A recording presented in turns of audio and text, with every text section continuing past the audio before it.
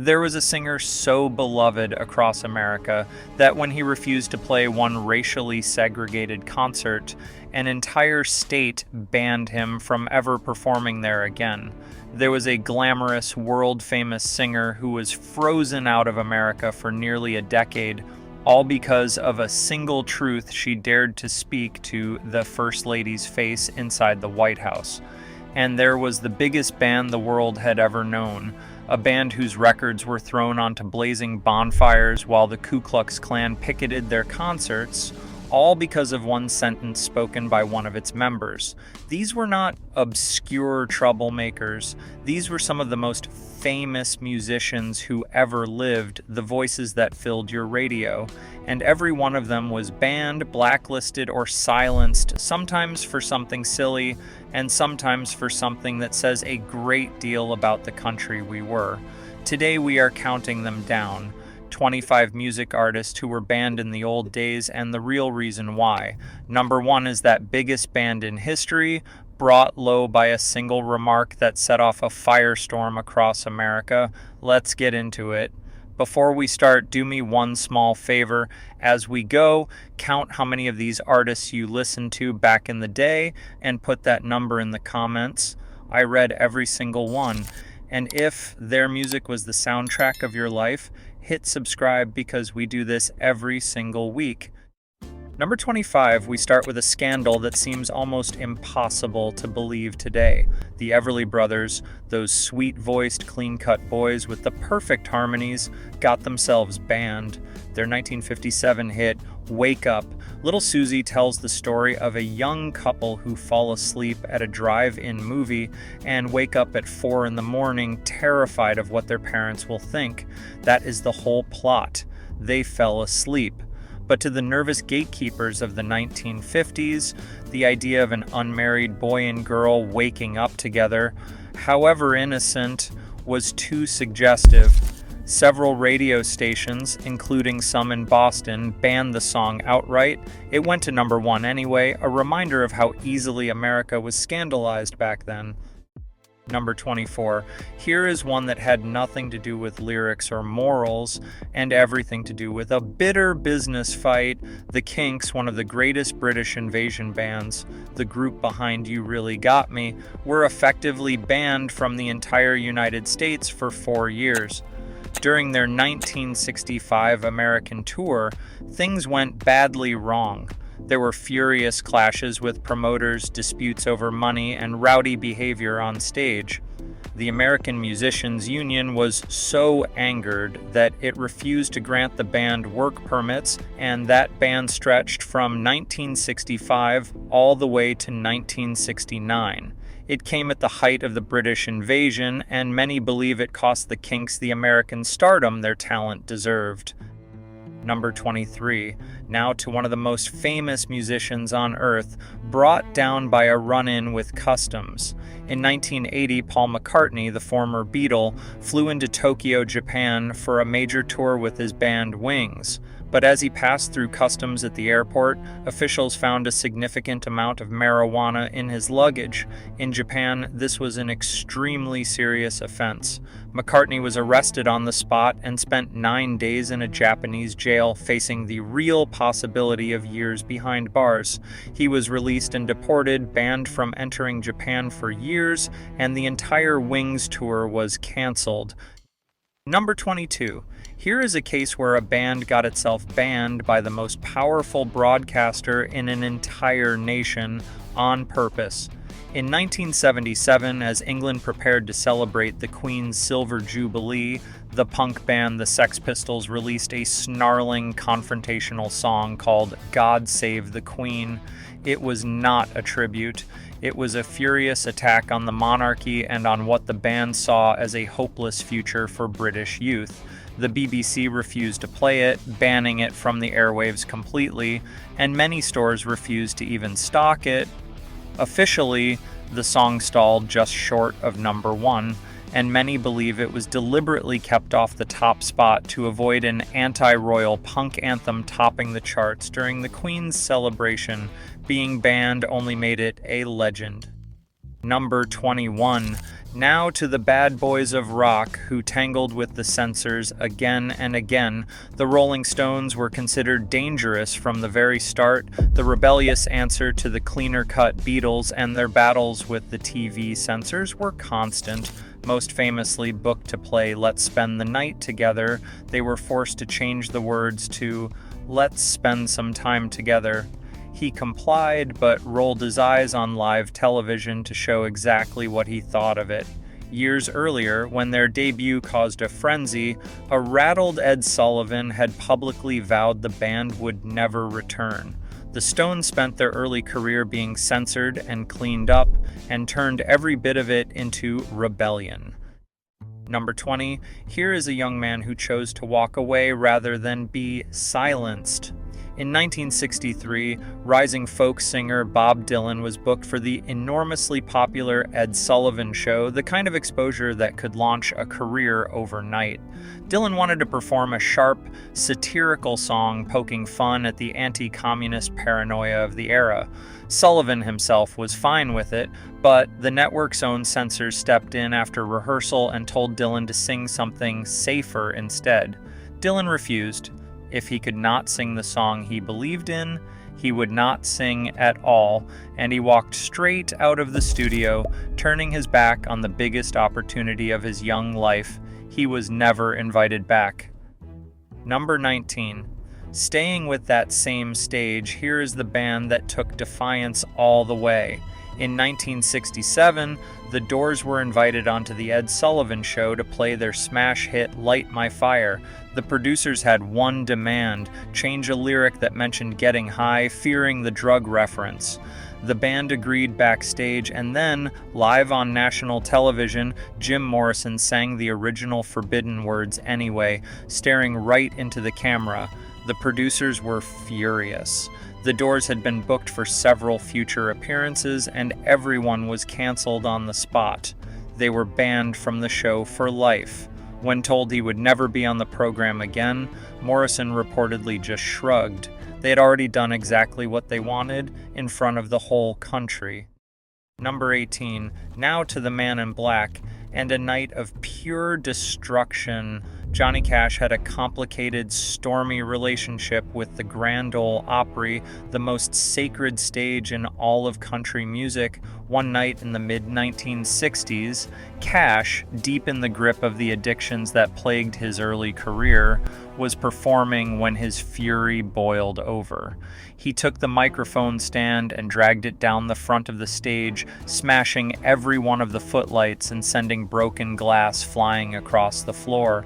The Opry was horrified, and Cash was banned from performing there. He would eventually clean up and become a beloved American legend, but on that night, the Man in Black got himself thrown off the most important stage in his world. Number 17. Here is a country queen who was banned for telling the truth about women's lives. In 1975, Loretta Lynn, already one of the biggest stars in country music, released a song called The Pill. It was a frank, funny, defiant song sung from the point of view of a wife and mother, celebrating the freedom that birth control gave her. For conservative Nashville, it was a bombshell. Around 60 country radio stations banned it outright, and a preacher in Kentucky devoted an entire sermon to condemning it. The Grand Ole Opry reportedly held a 3-hour meeting over whether to even let her sing it. But Loretta was unshakable, singing about real life and not caring who it upset, and the controversy backfired beautifully. The ban only made people more curious, and The Pill became the biggest crossover hit of her career. Number 16. Now the mood turns more serious as we reach the artists banned not for scandal, but for their beliefs. The Weavers were one of the most popular musical groups in America at the start of the 1950s, with beloved folk hits that the whole country sang along to. But this was the era of the Red Scare, when a wave of fear about communism swept the nation and destroyed countless careers. Members of the Weavers had been involved in left-wing causes, and they were named as suspected communist sympathizers. Almost overnight, they were blacklisted, their bookings were canceled, their records pulled from shelves, their recording contract dropped. One of the most successful groups in the country was silenced, not for anything they sang, but for what they were accused of believing. Number 15, here is a case where the target was not just banned, but hunted by the government itself. By the early 1970s, John Lennon, the former Beatle, had become one of the most outspoken voices against the war in Vietnam, using his enormous fame to promote peace. This made him a serious problem for the administration of President Richard Nixon, which feared his influence over young voters. So the government launched a campaign to get rid of him, beginning deportation proceedings to force Lennon, who was living in New York, out of the country. The FBI placed him under surveillance, compiling files on his activities. For years, he fought the deportation in the courts under constant threat of being expelled from the country he loved. He eventually won and was allowed to stay. But it stands as a chilling example of a government trying to silence a musician for speaking his mind. Number 14, now to a glamorous star who was exiled from her own country for a single act of honesty. Eartha Kitt was a dazzling singer and actress, famous worldwide for her sultry voice and her role as Catwoman on television. In 1968, she was invited to a luncheon at the White House hosted by the First Lady. When asked about the problems facing America's young people, Kitt spoke bluntly about the war in Vietnam, saying it was why the youth were rebelling, and her remarks reportedly brought the First Lady to tears. The backlash was swift and brutal. Kitt was frozen out of the American entertainment industry, effectively blacklisted for nearly a decade, and forced to rebuild her career overseas in Europe. She had told the powerful and uncomfortable truth and paid for it with her career at home. Now is a good moment for two quick things. We are halfway through, and the final artists are the most legendary and the most powerful stories of all, including a voice band from an entire state and a group whose records were burned in the streets. Tell me in the comments which of these bands surprised you the most so far. And if you are moved by these stories, tap subscribe so the next one finds you. Now, back to the countdown. Number 13. Here is one of the most celebrated entertainers in the world, driven out of the very country of her birth. Josephine Baker was an international superstar who had conquered the stages of Paris and become a global sensation, but she was a black woman born in America, and she refused to accept the segregation she found when she returned home, demanding integrated audiences and speaking out loudly against racism, after a famous incident in the early 1950s, when she was refused service at a fashionable New York club. She feuded publicly with a powerful newspaper columnist. She was branded a troublemaker, investigated by the FBI, and effectively banned from working in the United States for years, forced to build her career an ocean away in France. Number 12. Now to one of the true architects of rock and roll, whose career was shattered at its very peak. Chuck Berry, the man whose guitar and songwriting built the blueprint for rock music, was riding impossibly high in the early 1960s, and then it all came crashing down. He was prosecuted and convicted under an old federal law called the Mann Act and sent to prison. Whatever the truth of the messy case, the effect was catastrophic. One of the most important musicians in American history was locked away for well over a year, right as his influence was reshaping music. When he emerged, the world had moved on, and the British invasion had arrived. That forced silence robbed the founding father of rock of his prime. Number 11. Here is an artist who was banned across an entire region for refusing to stay silent. Nina Simone was a supremely gifted singer and pianist who poured her fury over racial injustice directly into her music. In 1964, in response to horrific violence against Black Americans, she wrote and recorded a searing song called Mississippi Goddamn. It was raw, angry, and unforgettable, and across the American South, it was banned. Radio stations refused to play it, and there are accounts of promotional copies being cracked in half and mailed straight back to her label in protest. Simone knew the cost of her honesty and paid it willingly, determined that her art would tell the truth no matter how many doors it slammed in her face. Number 10. Now to a song so powerful and so painful that it changed music forever and made its singer a target. Billie Holiday, one of the greatest voices in the history of jazz, began performing Strange Fruit in the late 1930s. It was a haunting, devastating protest against the lynching of Black Americans in the South, its beautiful melody carrying unbearable images. Her own record label was too afraid to let her record it, and radio stations across the country banned it, terrified of its subject. It also drew the federal government, where a powerful official in the Narcotics Bureau made it a personal mission to hound Holiday for years. She kept singing it anyway, every night as an act of defiance, right up until the troubles of her life brought her down far too young. Number 9. Here is a folk hero who was blacklisted for 17 long years. Pete Seeger was a giant of American folk music, the man behind songs that became anthems for the whole nation, but like his old group the Weavers, he was swept up in the anti-communist hysteria of the 1950s when he was called before a congressional committee investigating supposedly un-American activities. Seeger refused to answer their questions about his political beliefs and associations, standing firmly on his principles. For that refusal, he was charged with contempt of Congress and blacklisted for the better part of 2 decades, banned from national television and shut out of the mainstream. It was not until the late 1960s that he was finally allowed back after 17 years in the wilderness. His crime was that he would not name names. Number 8. Now to the most famous music ban of modern times. The Dixie Chicks, later known simply as the Chicks, were the biggest selling female group in the history of country music.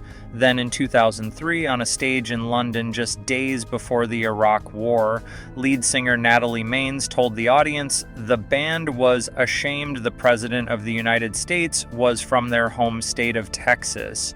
The reaction back home was explosive. Country radio dropped the band almost overnight in a sweeping ban. Their songs vanished from the airwaves, and angry crowds gathered to bulldoze their CDs in public events. Sponsors fled and death threats poured in. In a single sentence, the most successful group in country music had their career gutted. It remains the ultimate example of how quickly the industry can turn on its own biggest stars. Number 7. Here is one that will make you laugh because it is so wonderfully absurd. In 1963, the Kingsmen released their raw, rowdy version of a song called Louie Louie, and it became a massive hit, but the singer's words were so slurred that nobody could understand a line, and a rumor spread like wildfire that the lyrics were secretly obscene. Panicked parents complained, and the governor of Indiana banned it from the radio in his state, calling it pornographic. And incredibly, the FBI opened a formal investigation, spending more than 2 years studying the recording, playing it at different speeds to decode the supposedly dirty words. Their official conclusion: the lyrics were, in their words, unintelligible. They could not understand them either. One of the most beloved party songs in American history was investigated by federal agents and beat them. Number 6. Now to a moment of injustice so stark that it became a turning point for the entire nation. Marian Anderson was one of the greatest singers of the 20th century, a contralto with a voice so magnificent that audiences across Europe wept to hear it. But in 1939, when she was arranged to perform at Constitution Hall in the nation's capital, the organization that owned the hall refused because Anderson was black. The decision caused a national outcry, and the First Lady of the United States was so disgusted that she publicly resigned from that organization in protest, and instead of being silenced, Anderson was invited to sing on the steps of the Lincoln Memorial on Easter Sunday. A crowd of 75,000 gathered to hear her, and millions more listened on the radio. They tried to ban her from one hall and instead gave her the largest stage in the country. Number 5. Here is perhaps the most complete and cruel silencing on this entire list. Paul Robeson was a genuine American giant, a world-famous singer, actor, athlete, and scholar with a magnificent deep voice. But Robeson was also an outspoken activist against racism, and during the Red Scare, the government moved to destroy him for it. His concerts were shut down. In 1949, an outdoor concert in Peekskill, New York, was violently attacked by a mob, with concert-goers beaten and cars stoned. Worst of all, the government revoked his passport, trapping him inside the country and cutting off his ability to earn a living abroad for years. One of the most gifted men America ever produced was systematically erased. Number 4. Now to a story with a rare and satisfying ending. Ray Charles, the genius who fused gospel, blues, and country into something brand new, was booked to perform in Augusta in his home state of Georgia in 1961. But when he arrived and learned that the audience would be racially segregated, with black concert-goers forced up into the balcony, he refused to play. He turned around and left rather than perform for a divided crowd. The promoter sued him, and in retaliation, Ray Charles was officially banned from ever performing in Georgia again. But history had the last word. Years later, the state formally apologized, and in 1979 it made his recording of Georgia on My Mind the official state song. The man they banned became the voice of the state itself. Number 3, here is one of the true founding fathers of rock and roll, whose music was labeled too dangerous for white America. Little Richard was a wild, flamboyant, screaming genius whose records in the mid-1950s helped invent rock and roll itself. His pounding piano and raw energy were like nothing the country had ever heard. But that same power terrified the conservative establishment, who denounced his music as vulgar, even as the devil's music, and many white radio stations flatly refused to play his original recordings. So the industry found a shameful way around him. Record companies had clean-cut white singers record tame, watered-down cover versions of his songs, and those bland copies got the radio play, the chart positions, and the fortune that should have been his. It was a quiet but devastating kind of ban, robbing a black genius of the credit he had earned. He spent the rest of his life rightfully demanding to be called what he was, the architect of rock and roll. Number 2, and now, the king himself. By the mid-1950s, Elvis Presley had exploded onto the scene, and his swiveling hips and raw energy sent conservative America into a full-blown panic.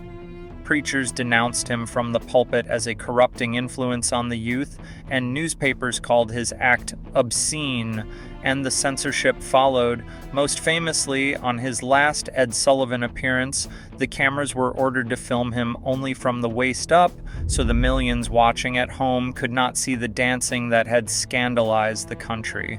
Across America, his music was pulled from some stations and his performances restricted, all to contain the phenomenon.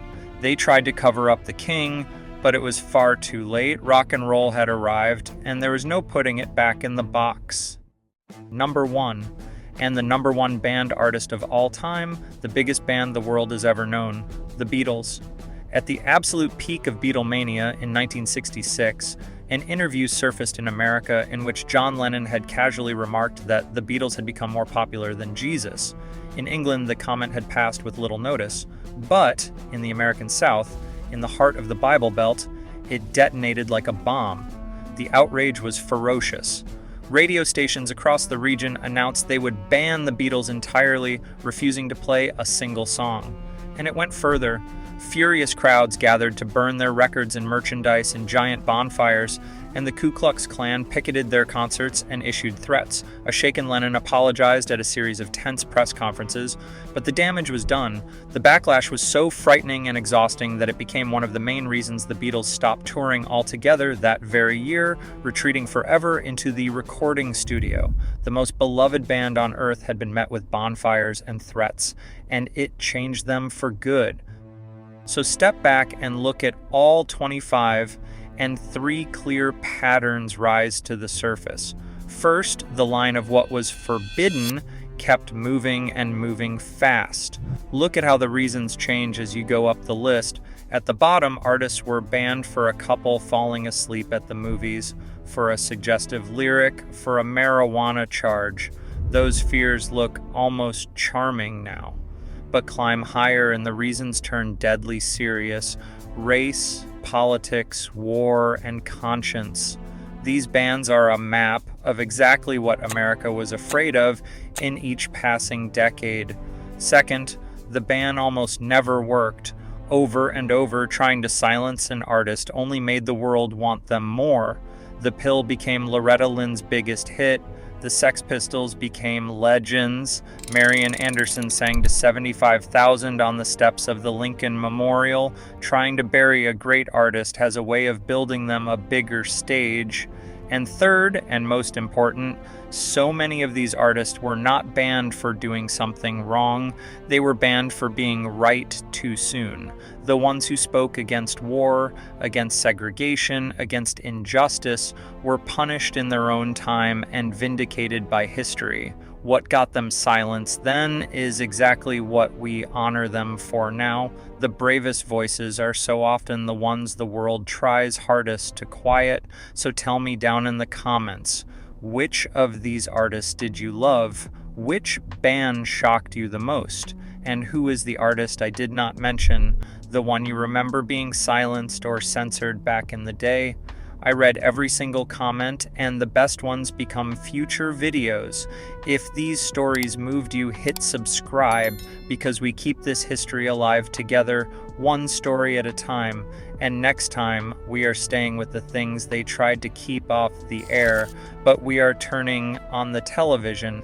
Next time, it is 25 television shows that were banned or pulled off the air, and the number one caused a national uproar the whole country was talking about. Until next time.